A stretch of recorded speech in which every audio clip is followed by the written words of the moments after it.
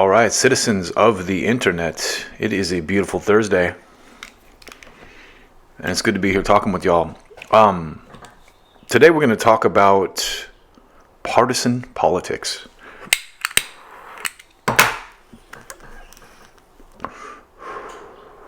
So as y'all know, if you know anything about me at all, I am a former Bernie Sanders supporter slash campaign volunteer, I guess you could call it, slash donor.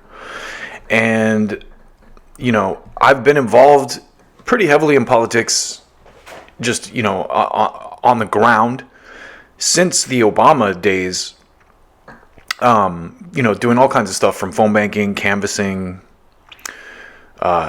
just online, I guess, which most people do these days, arguing about politics. And when I first got into politics, I got in as a Democrat, but that changed pretty quickly. After 4 years of Obama, not much had changed. And so I started registering as an independent. And so the other day I was thinking about it, and I call myself left. I have been calling myself left. And I just started thinking, you know, I don't know if that accurately represents who I am anymore, because I don't consider myself part of the left. So I tweeted this yesterday, and I wanted to talk about it. And this is what the tweet says. Since there is no real left in America, and the people who call themselves left are just snotty authoritarian cunts, I will refer to my political leanings as post-partisan from here on out. I will look at policy on an issue-by-issue basis, ignoring both mainstream cults. And this is something that I've been doing. You know, this is nothing new, but I think post-partisan is the word that I would like to use to describe my state, my political leanings, I guess. Because right now, to be honest, I agree a lot more on foreign policy with a lot of the right-leaning people in Congress, like Matt Gaetz, Marjorie Taylor Greene, and even Tucker Carlson.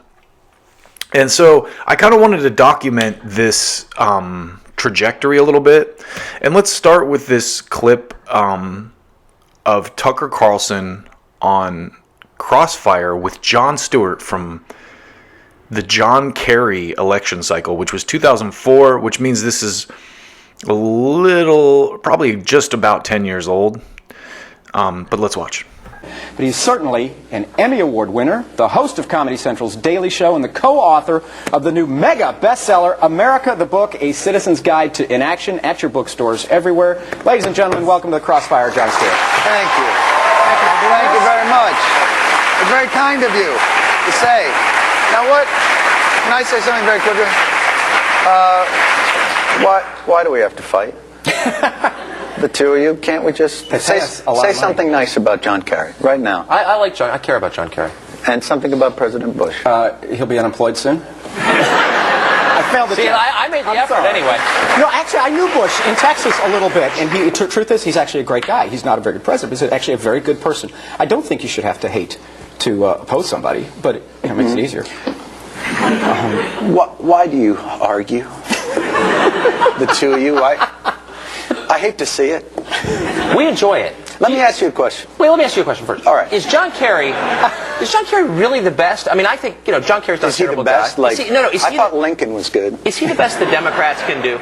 Is he the best the Democrats can do? Yeah, this year. I'd always thought in a democracy, and again, I don't know, I've only lived in this country, that there's a process, what they call them primaries. Right. And they don't always go with the best, but they go with whoever won. So is he the best? According to the process. Right, but of the 9 guys running, who do you think was best? Do you think he was the best? The most impressive? The most impressive? Yeah. I thought Al Sharpton was very impressive. I enjoyed his way of speaking. I think oftentimes the person that knows they can't win is allowed to speak the most freely, and because otherwise shows with titles such as Crossfire, or Hardball, or I'm going to kick your ass, or we'll jump on it. In many ways, it's funny, you know, and I made a special effort to come on the show today because I have privately amongst my friends and also in occasional newspapers and television shows mentioned this show as being bad. And I wanted to. I felt that wasn't fair, and I should come here and tell you that I don't. It's not so much that it's bad as it's hurting America. So I wanted to come here today and say, wait. Here's just what I wanted to tell you guys. Yeah. Stop. Stop hurting America. Okay, now and come work for us, because we, as the people. How do you pay? The people, not well. Better than CNN, I'm sure. But you can sleep at night. See, the thing is, we need your help. Right now you're helping the politicians and the corporations, and we're left out there to mow our lawns. You just said we're too rough on them when they make mistakes. No, you're not too rough on them. You're part of their strategies. You're partisan, what do you call it, hacks. Wait, John, let me tell you something. So I wanted to play that clip just to give you an idea as to where the debate stood at that time, because obviously at that time, it's interesting to see Paul Begala is a Democratic strategist. And back then, obviously, Bush was president and the Democrats were the insurgent party. The tables have turned completely now. And this was... John Kerry ended up losing to George Bush, and there was another 4 years of George Bush, and Obama was finally elected in 2008. But during that time, I wanted to show you what your boy Glenn Beck was up to, because Glenn Beck used to have this conspiracy board. He used to be on Fox News, and he used to do all this stuff, tying Soros to everything and kind of outlining all these different connections that the Obama administration had. And at the time, I just thought, wow, Glenn Beck's insane. And, people like the Young Turks just made fun of him, and Jon Stewart made fun of him. And to be honest, a lot of his stuff was pretty kooky. And as you'll see in this clip, he kind of was one of those guys who was busy standing for the government, kind of like... So let's just watch this clip. Watch this clip. We were convinced by George Bush and everybody else that the American dream was to have a house. That was the dream. And so all of the people who lived here in apartment buildings couldn't have the American dream. Some of them because they had bad credit or didn't have jobs that would allow them to afford houses. Did you remember how expensive houses used to be? Oh, those days aren't coming back. Anyway, they didn't get a house, so they couldn't have a part of the American dream because of the big evil bank. I should put horns on the big evil bank. They wouldn't loan these people any money. So what happened? The unions and acorns, with their baseball bats, along with the permission and the blessings of the beautiful, beautiful people in Washington, they said, yeah, we'll back you up. These banks should give these loans to people who can't afford them. So they started getting little houses too that they couldn't afford. But they couldn't pay the big evil bank back when things got tough, because there is no pot of gold. At the end of the rainbow, there is nothing. And so what happened? So I think this is good to provide perspective, because back in this day, Glenn Beck, if you watching that clip, you can see what he was doing.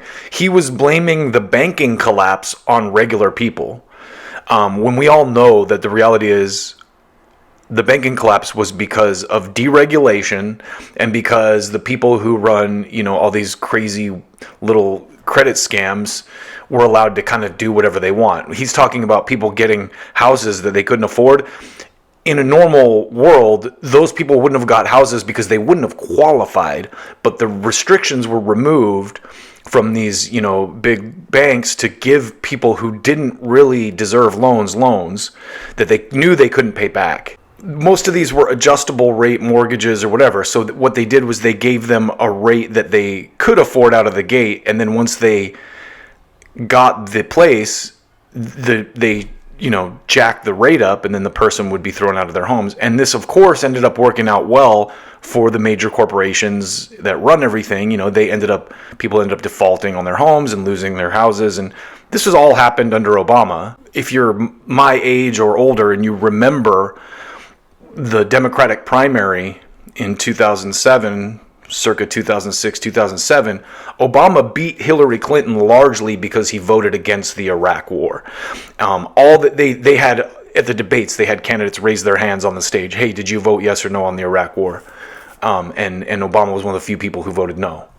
So that's really what edged him out, because back then even Hillary Clinton was the shoo-in. She already had a campaign structure built out. Now, she had a much better one after being Secretary of State under Obama. She had all these State Department lackeys waiting to move to their comfortable jobs in the next administration, and that's why when Trump won, it was such a huge catastrophe for these people, because they already had meetings scheduled. Like they were sipping champagne on election night thinking they won.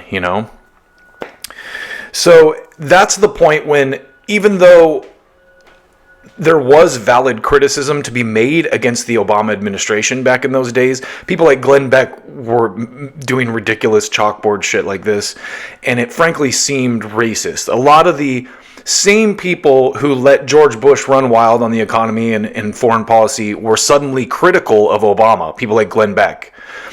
People like Tucker Carlson, who helped push the Iraq War, suddenly became critical of Obama once he was in charge of all the security state. And so it was hard to take those people seriously, because, hey, 5 minutes ago when it was George Bush, you guys were going, yeah, shut up, liberal, we're going to go stomp the Muslims. And then Obama comes in and suddenly, hey, wait a minute, like we shouldn't be doing all this. And so I think that kind of just ratcheted it up further. And then it basically made criticism racist. So when a candidate like Trump comes into the fray, and let's be honest, Trump did say a lot of racist stuff in those days.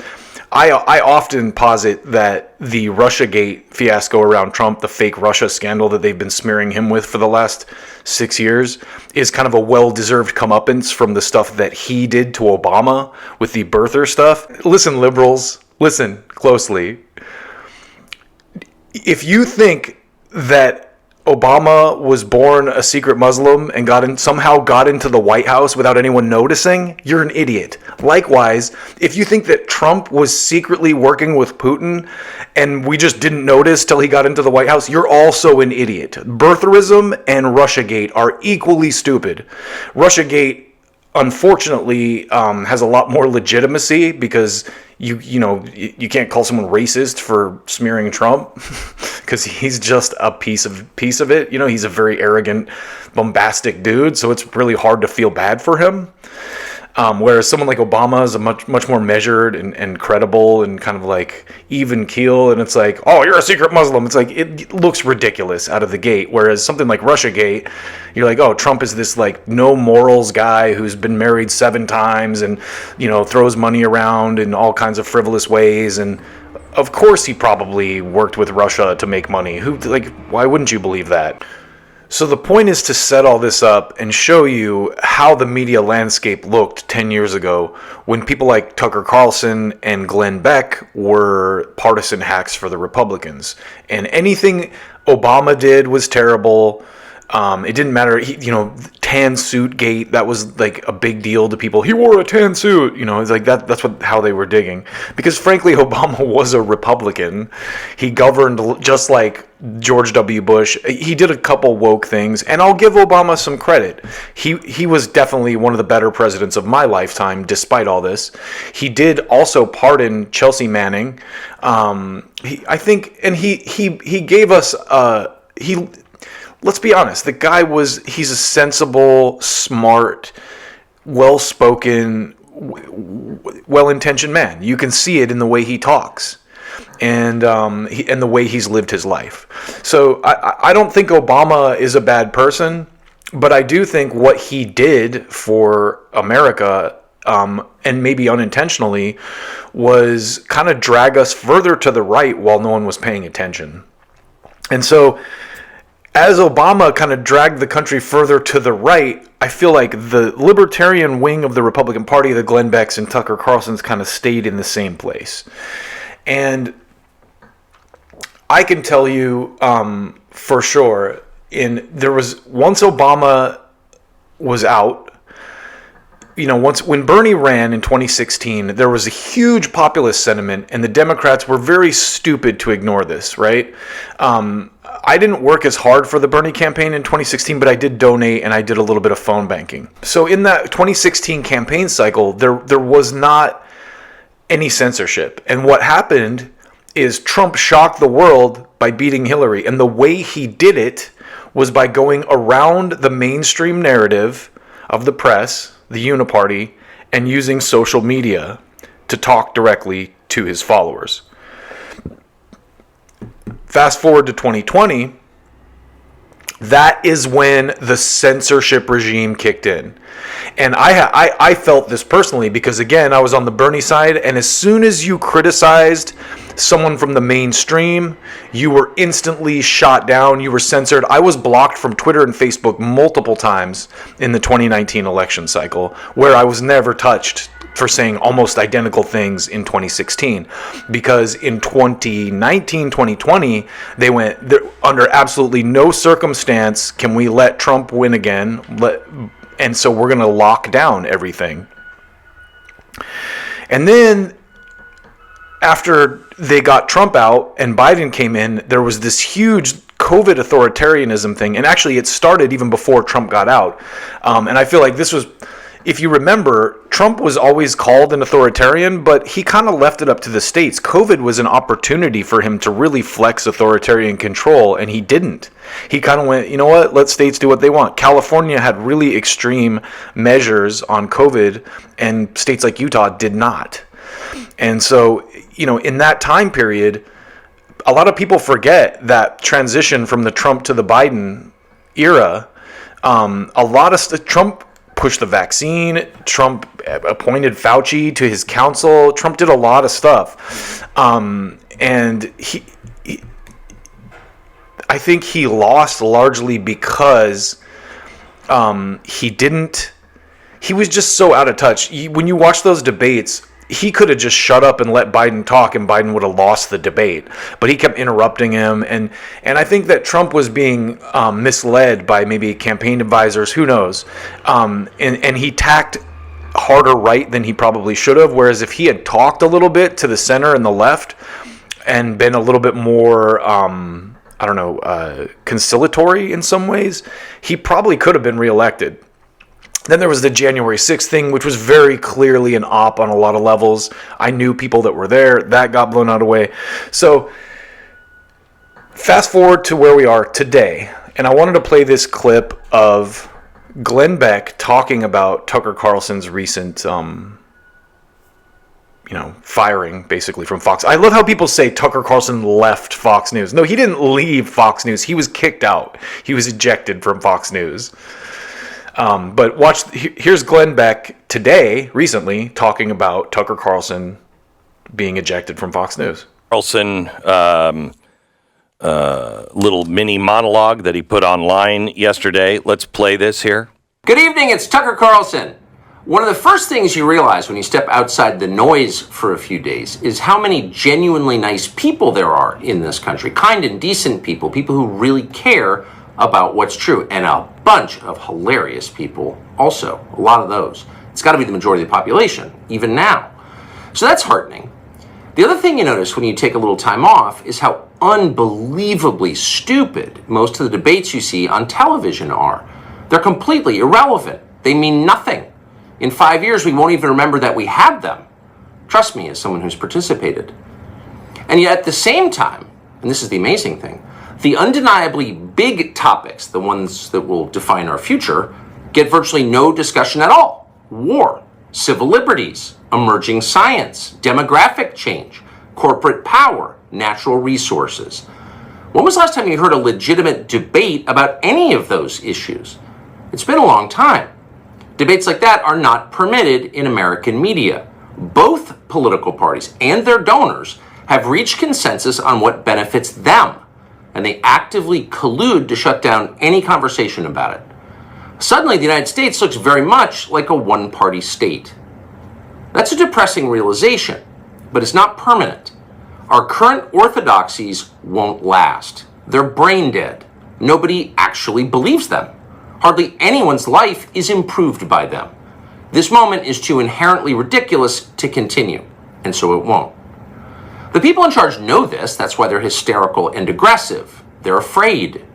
They've given up persuasion. They're resorting to force. But it won't work. When honest people say what's true, calmly and without embarrassment, they become powerful. At the same time, the liars who've been trying to silence them shrink, and they become weaker.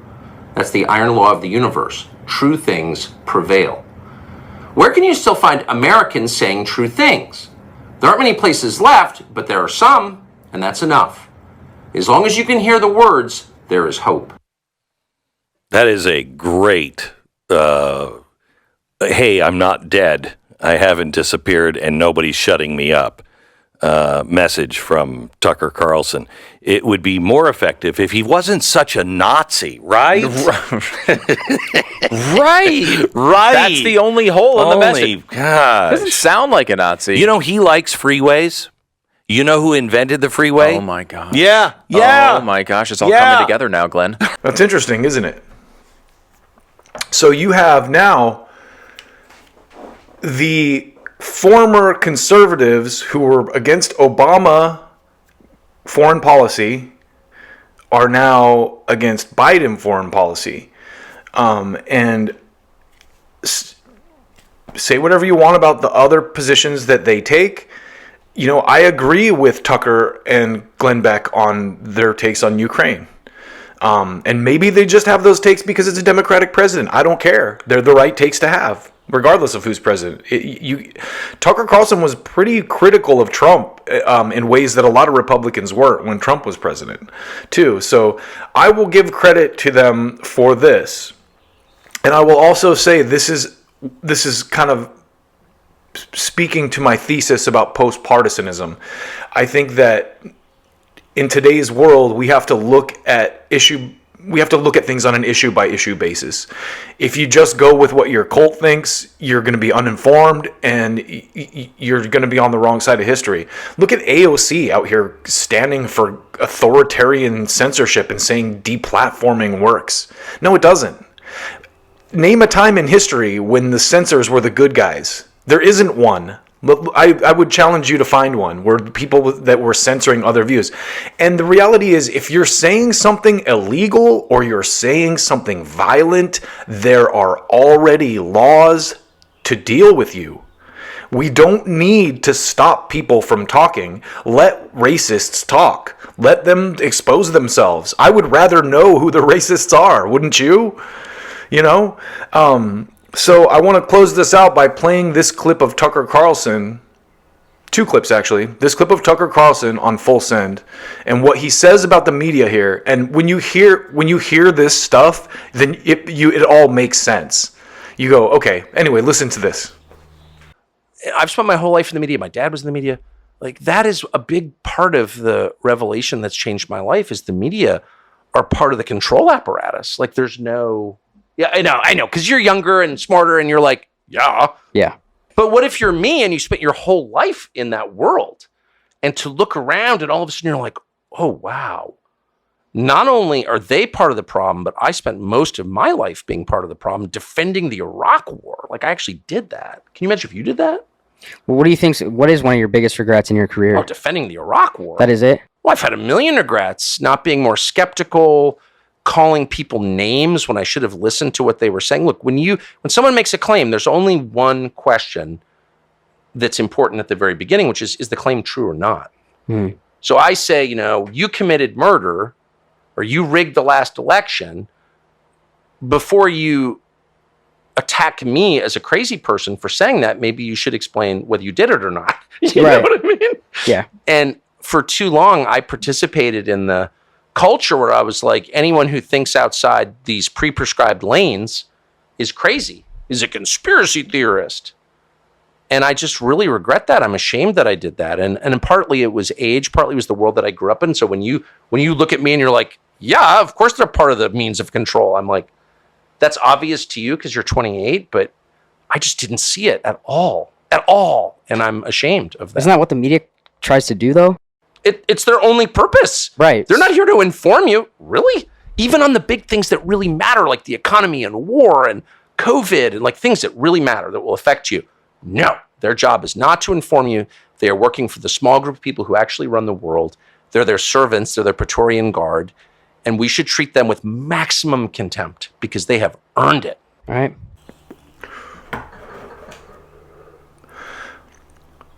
Isn't that amazing? So now you have a Tucker Carlson talking like that. That's a long trajectory from where he was in that first clip of Crossfire when he was arguing with Jon Stewart about softball security. And frankly, he might have been right about Jon Stewart asking Kerry softball questions. And he is right asking Jon Stewart in that clip if Kerry's the best thing the Democratic Party has to offer, because he definitely wasn't. He wasn't, just like Joe Biden wasn't. And then I also wanted to show some love to Jon Stewart for what he did recently, which was go on Colbert and do this. So what do you mean by that? Do you mean like there's a chance that this was created in a lab? There's an investigation. A chance? Well, if there was evidence, I'd love to hear it. There's a novel respiratory coronavirus overtaking Wuhan, China. What do? Oh, you know who we could ask? The Wuhan novel respiratory coronavirus lab. The disease is the same name as the lab.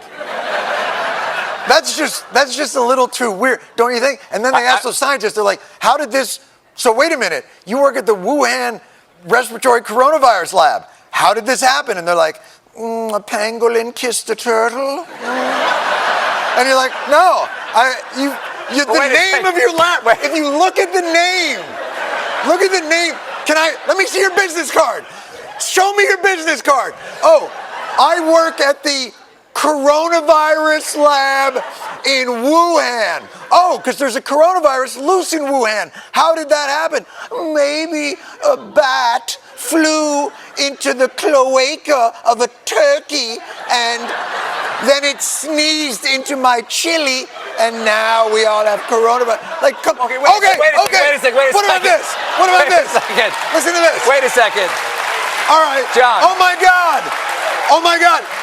There's been an outbreak of chocolatey goodness near Hershey, Pennsylvania. What do you think happened? Like, oh, I don't know. Maybe a steam shovel mated with a cocoa bean. Or it's the chocolate factory. Maybe that's it. That could be. So there you have it. That's Jon Stewart and Tucker Carlson are now on the same side, basically. And a lot of people will criticize Jon Stewart. He has slipped a little bit, I think, in recent years. There's definitely good, valid criticism to be made of him putting medals on Ukrainian Nazis and softballing interviews with Hillary Clinton and Condoleezza Rice.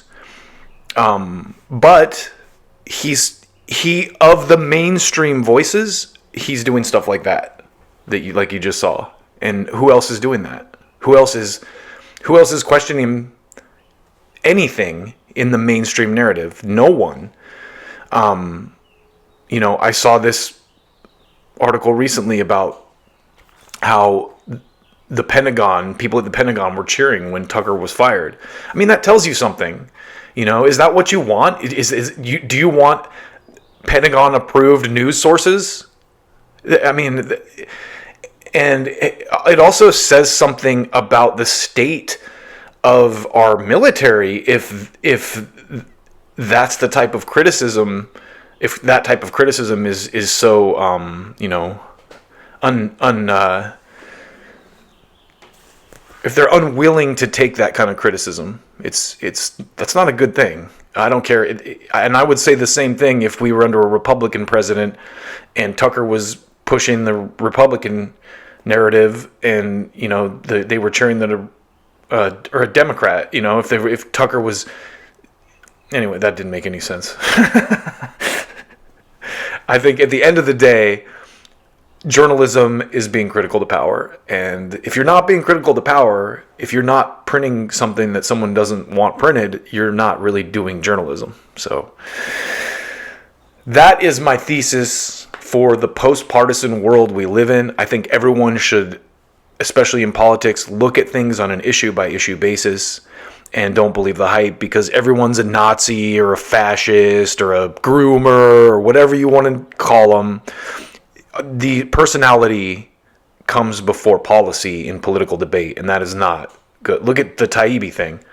They're trying to make it about Elon Musk, as if Elon Musk is some terrible, as they drive around in Teslas he made. You know, it's ridiculous. Look at the facts of the case. Look at the actual Twitter files and what they say. There's plenty there. But these people have been able to make it about, oh, Elon Musk is a bad person and Matt Taibbi's bad. Despite Matt Taibbi has a flawless track record of speaking truth to power, while these people have a flawless track record of sucking anus to power. So, I mean, you make the choice. Are you going to believe Mehdi Hassan over Matt Taibbi? Are you going to believe Rep Plaskett, the paid fake rep from Virgin Islands, over a guy who's written several books that are critical of power structures in the United States? If you are, I feel bad for you because you're a dummy. But hey, do you. Eventually, evolution will take you out of the equation if you're not that smart. So, post-partisan. I think that's the word I'm going with moving forward. I think this is the future, post-partisan. Take care of yourselves out there.